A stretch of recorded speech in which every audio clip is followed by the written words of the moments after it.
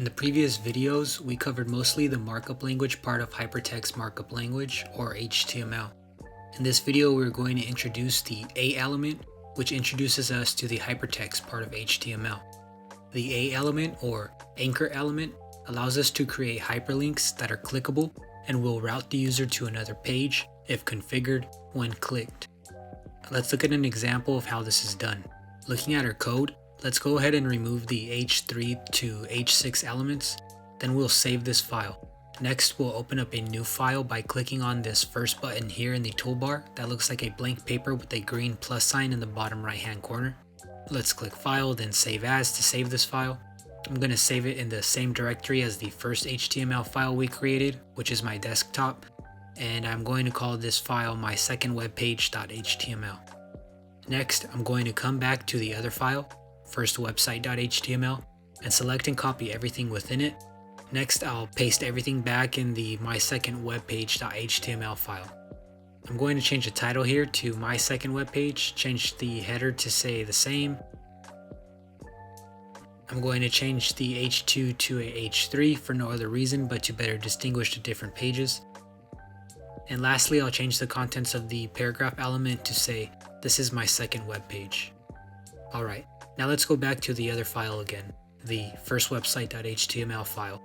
And under the paragraph element, let's add an anchor element with both a start and end tag. This anchor element will be a link to the my second web page. So within the tags, I'll go ahead and put go to my second web page. I'll save that file and then go to my desktop and double click it to open it. We can see the anchor element was added, but it appears just like a paragraph element, and nothing happens when we click it. That's because we have to specify where we want this link to direct the user to when clicked, and to do that, we have to add an attribute to the anchor element.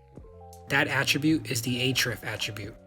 So let's go ahead and add that href attribute and set it equal to our my second webpage file by typing equal, then quotation marks.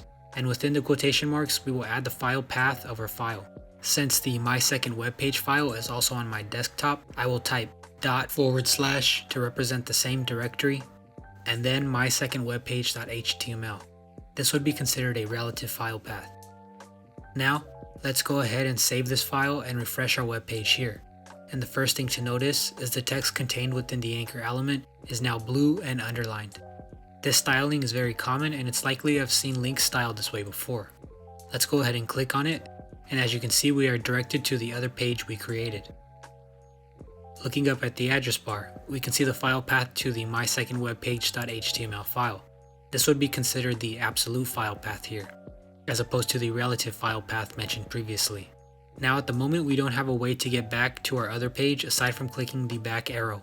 And while the back arrow works just fine, I think it'd be better to have another link on this page that will take us back to the first page. So let's go ahead and do that. We can do it quickly by copying the anchor element here, pasting it in the my second web page file in the same place as it was on the other. Lastly, we'll change up the value of the href attribute so that this anchor element will instead take us to the first website.html file, and then change the text within the element to say go back. Now let's go ahead and save this file once more, refresh our website here, and now after we click on the link to go to the second web page, we can see we now have the go back link that when clicked takes us back to the first web page.